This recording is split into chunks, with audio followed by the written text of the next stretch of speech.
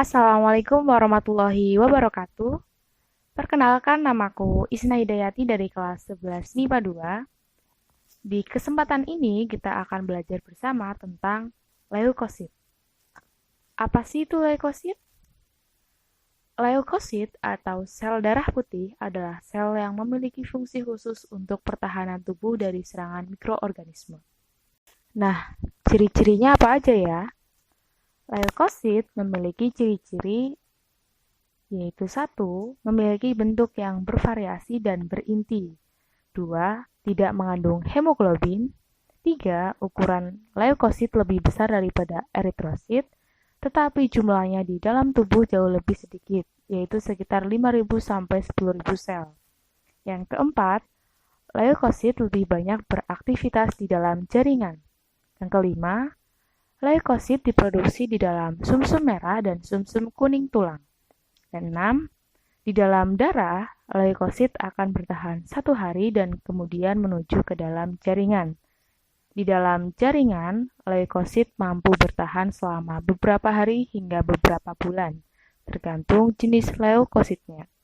Dan yang ketujuh, leukosit berfungsi melindungi tubuh dari serangan benda-benda asing seperti virus dan bakteri. Wah, banyak juga ya ciri-cirinya. Masih ada lagi, yaitu sifat-sifat leukosit. Leukosit memiliki beberapa sifat berikut. Yang pertama adalah fagositosis. Fagositosis adalah kemampuan menelan benda-benda asing, mikroorganisme, atau eritrosit yang sudah tua atau rusak. Kedua yaitu diapedesis, yaitu kemampuan menembus kapiler darah menuju ke jaringan. Ketiga adalah gerak amoeboid, yaitu kemampuan bergerak seperti amoeba dengan membentuk kaki-kaki semu yang panjangnya dapat mencapai 3 kali panjang semula dalam 1 menit. Yang keempat adalah kemotaksis. Kemotaksis adalah kemampuan bergerak mendekati atau menjauhi sumber zat kimia yang dilepaskan oleh jaringan yang rusak, di mana bergerak mendekati disebut dengan kemotaksis positif dan menjauhi disebut kemotaksis negatif.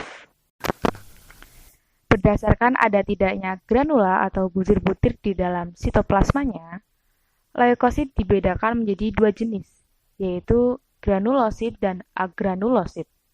Oke, sekarang kita akan membahas tentang granulosit terlebih dahulu. Yang pertama, yaitu granulosit. Leukosit yang sitoplasmanya bergranula dan intinya berlobus. Nah, granulosit ini ada 3 macam, yaitu ada neutrofil, eosinofil, dan basofil. Neutrofil memiliki granula kecil-kecil berwarna merah muda dengan diameter 9-12 mikrometer. Nukleusnya memiliki 3-5 lobus yang dihubungkan oleh benang-benang kromatin tipis. Neutrofil ini berjumlah 60% dari jumlah leukosit, yang berfungsi sebagai fagosit aktif untuk menyerang dan menghancurkan bakteri, virus, dan benda-benda asing lainnya. Yang kedua yaitu eosinofil. Eosinofil memiliki granula besar-besar dan kasar berwarna jingga kemerahan dengan diameter 12-15 mikrometer dan nukleusnya memiliki 2 lobus. Eosinofil ini berjumlah 1-3% dari jumlah leukosit, dan fungsinya adalah sebagai fagosit lemah dan berperan dalam pembuangan racun penyebab radang pada jaringan yang cedera.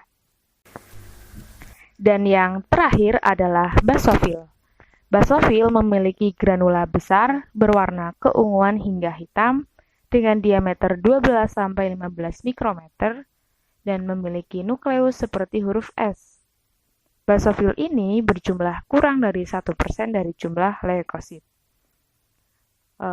Basofil dapat membunuh parasit besar seperti cacing. Basofil mengandung histamin dan heparin, di mana fungsi histamin adalah meningkatkan aliran darah ke jaringan yang cedera, dan fungsi heparin adalah senyawa antikoagulan yang membantu mencegah penggumpalan darah di dalam pembuluh darah. Berdasarkan ada tidaknya granula, bentuk leukosit yang kedua adalah agranulosit. yaitu leukosit yang tidak memiliki granula di sitoplasmanya dan memiliki inti berbentuk bulat seperti ginjal. Agranulosit ini ada dua macam, yaitu monosit dan limfosit. Yang pertama, monosit merupakan sel darah yang berukuran paling besar dengan diameter 12-18 mikrometer, memiliki nukleus besar dengan bentuk seperti telur atau ginjal.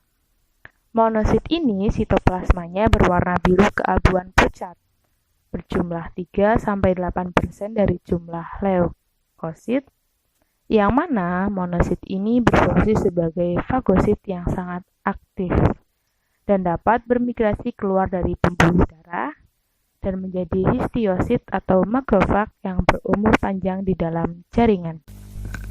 Yang kedua adalah limfosit.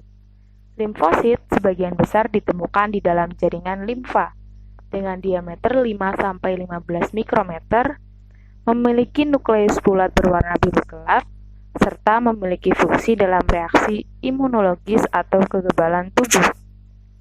Limfosit terdiri dari dua macam, yaitu limfosit B dan limfosit T. Limfosit B berfungsi memproduksi antibodi untuk merespon antigen tertentu. Sedangkan limfosit T berfungsi untuk mengenali dan melakukan interaksi dengan antigen melalui protein reseptor yang ada di permukaan selnya.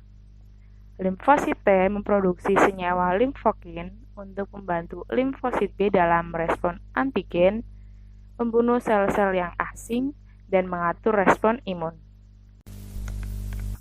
Yeay, itu tadi pembahasan kita tentang leukosit. Semoga bermanfaat ya. I'm sorry for any mistake and thank you. Saya Isna. Wassalamualaikum warahmatullahi wabarakatuh.